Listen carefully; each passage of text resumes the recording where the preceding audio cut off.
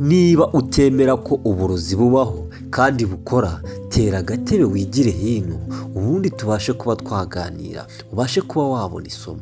Dutangiye hari umukozi arimo akora amasuku, ari nako ku ruhande ahangaha hari uri guporopoza sheri we.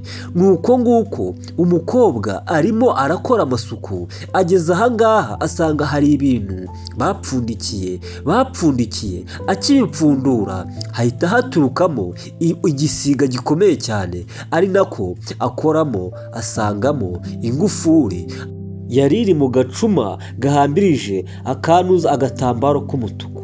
Mana nyagasani, yafunguye ya ngufuri hahita havamo ikindi gisiga, ari nako ahangaha kuri uru ruhande afungura ya ngufuri, hari ibyatangiye gusohoka muri uyu musore, hari ibyatangiye kumuvamo. Umusore atangira guta umutwe, sheri we akamubwira uti bimeze bite kutanyambika impeta, vipi zawe? Yaramukubise, ahita atangira kumukubita ati ndavuze ngo nyambika se vuba nyine. Uyu nawe akimara gufungura iriya ngufuri hari ibyatangiye kumusohokamo, atangira kugarura ubwenge. Mana nyagasani, niba ugeze ahangaha ari bwo bwa mbere, kora subscribe, ukore like, ubundi wicare utere agatebe, ubundi tuganire ufate isomo. Niba utemera ko uburozi bubaho, icara rwose ntugende iyi video itarangiye kugira ngo urusheho kuba wasobanukirwa. Uyu mukobwa yatangiye kwibona, abona ari umukozi kandi yari umuntu ukomeye, yari umuntu w'agatangaza. Yahise aza yirukanka avuga uti ntabwo nabyemera. Mana nyagasani, uyu yaraje ahangaha abona umusore uwari sheri we, uwari umukunzi wiwe, arimo araterera ivi, agiye gusezerana n'undi mukobwa. Mana nyagasani, umukobwa nawe yatangiye kuvuga uti yabonye abona afite ka gacuma gahambiriyeho akagozi, azi ibyo yakoze. Disi yafashe ingufuri afungiranamo uyu mukobwa n'uyu musore, arabafungirana neza. Ni ibirozi. Nakubwiye ngo niba utemera ko uburozi bubaho, ntucikanwe, uraza gusobanukirwa. Umukobwa yatangiye kumusaba imbabazi, aturamenye utagira ikintu ukora. N'umukecuru nawe aturamenye utagira ikintu ukora. Uyu nawe aramubwira uti ati ngomba kugikora, ati uko ibi bintu ntabwo nabyihanganira, ntabwo nabasha kuba narenzaho ngo mbashe kuba nagira icyo ntavuga, ati ngomba kuvuga ikindi ngakoresha n'ibikorwa. Uyu nawe yatangiye kumusaba imbabazi, aramubwira uti mbabarira, ndakwinginze ushyira ku gacuma hasi, ubundi uze tuganire, icyo ushaka cyose ndakiguha. Uyu mukecuru nawe akamubwira uti uramenye. Uyu musasaridoti nawe ugiye kuhasezeranya yatangiye kubaza uyu mugeni ati uriya ni muntu ki, ko mbona uri kumucira bugufi uvuga amagambo menshi.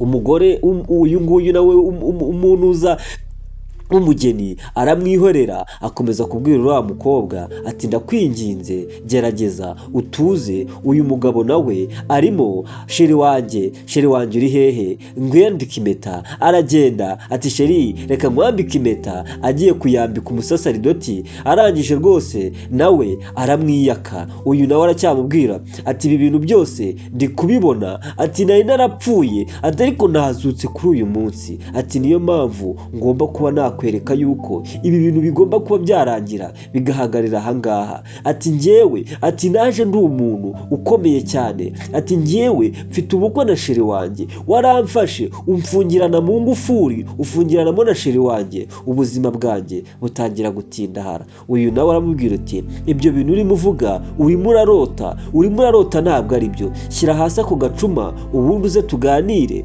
Ati ndi hafi ku buryo rwose naguha icyo ushaka cyose, ariko ako gacuma ukakarambika hasi, ibyabaye byarabaye kandi nta kintu cyahindura. Disi uyu musore yamaze kuzengera, yamaze gupfapfana.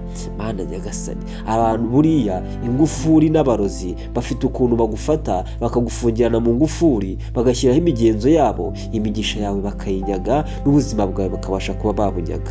Mana nyagasani, uyu mukobwa yatangiye gutakamba. Uyu mukobwa nawe akamubwira ati ngiye kukamena hasi kose nkashwanyuze, ubundi ikibyimbye kimeneke, no kugira ngo isomo ritambuke. Ati umusheri wanjye watwaye. Uyu nawe akamubwira uti mbabarira ibyo ushaka byose turabikora, ariko utabasha kuba wagira wakamanyura. Ati ikindi, ati byabaye byarabaye, nabikwishyurira, nkakwishyurira ikiguzi cyose, ariko utabasha kuba wakamena. Ese kubera iki uyu mugore ari gutakambira uno mukobwa ngo utakamena? Uyu nawe akamubwira uti ndakamena. Bivuze ko naramuka akamenye ibyari biri muri aba ngaba babashyizemo birahita bigenda bibajyemo, bahinduke abo bifuzaga ko bahinduka. Ni bya bindi bavuga ngo akebo kajya wamugarura, ni bya bindi bavuga ngo gihe so yiturwa indi. Barimo barasaba imbabazi. Buriya iyo umuntu akuroze ibirozi bikamushiramo, hari igihe bita bimujyamo. Niyo mpamvu rero uyu mumama n'uyu rwose n'uyu mukobwa we ari mu mpamvu bari gusaba imbabazi uyu mukobwa. Mbibwira neza sitori neza, uyu mukobwa Mana nyagasani yahise afata ka gacuma agakubita hasi, karashwanyuka. Wa musore ibyari bimurimo hatangira kumuvamo imva, hatangira kumuvamo ibintu byinshi cyane, nawe urabibona biteye ubwoba. Mana nyagasani, umukobwa yabonye umusore ahita yunamuka, atangira kureba, yarapfukamye, atangira kureba umugore. Wa mukecuru nawe yahise atangira kugira isereri. Ibyo birindaga nibyo bibaye. Umusore nawe yatangiye kugira ubwenge buzima, atangira kugaruka mu buzima buzima. Uyu nawe yarishimye, yaramubwiye ati sheri wanjye. Ubwoba bwaramwishe, abona sheri we atangiye kugaruka mu buzima buzima. Uyu mugore nawe ahise yikubita hasi, ayisasara kubera ko ari agacuma bashize hasi. Buriya abarozi nabo hari ibitongero, iyo bitagenze neza nk'uko babishaka nabo bibagiraho ingaruka. Niyo mpamvu natangiye nkubwira ngo iyi filime utaza kuba wayicikwa.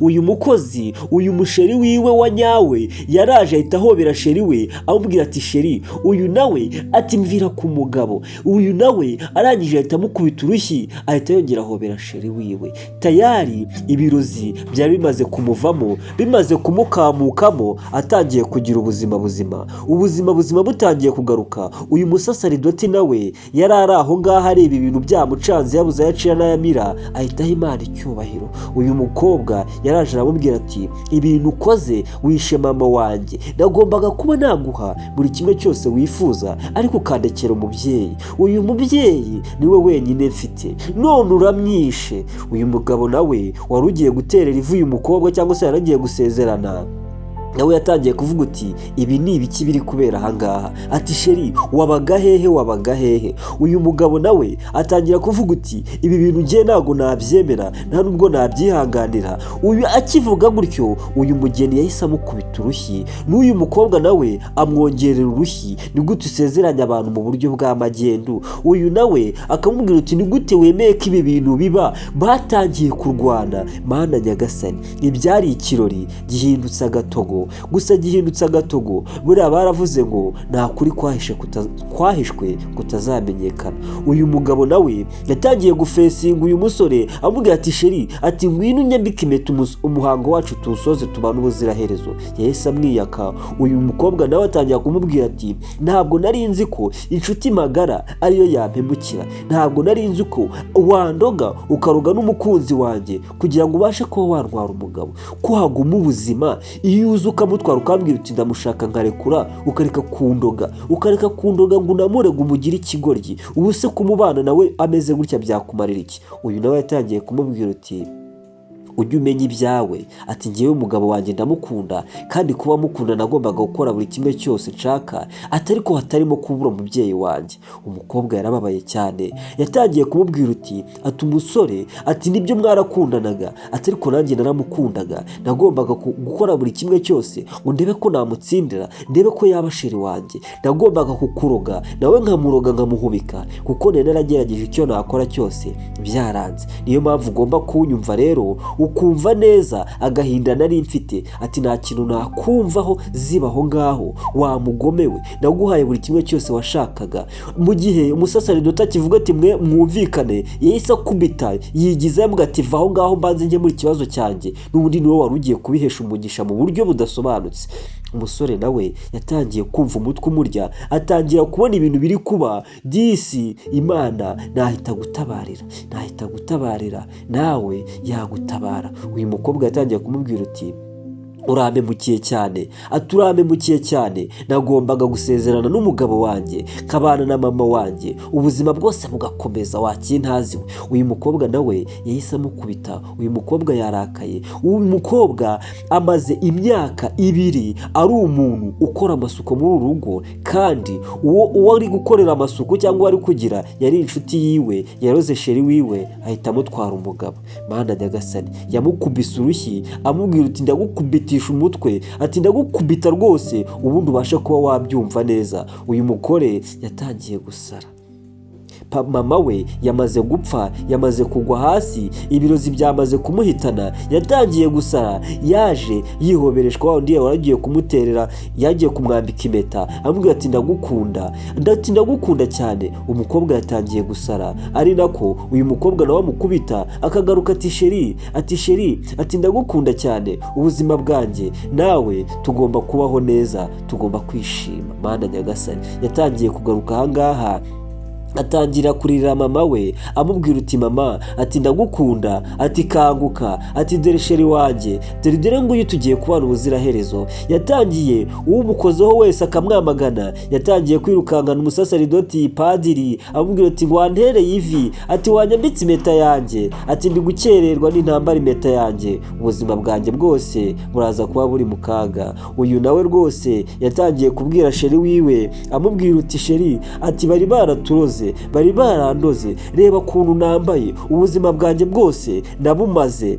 ati nabumaze nkorera uyu muyaya, nkorera uyu mukecuru n'uyu mukobwa. Mana Nyagasani, kuki narakubwiye ngo dusenge twiyegurire Imana, wigira nayo, ariko reba ibintu bibaye. Ati ariko ndishimye kuba byibuze noneho nkubonye. Ati bari baradufungiranye mu ngufuri badukoresha icyo bashaka, babwira ngo filime yacu ni uko igenze, baratsinze kubera Imana. Mujye musoma Bibiliya, tubabwira ngo mukore subscribe na like.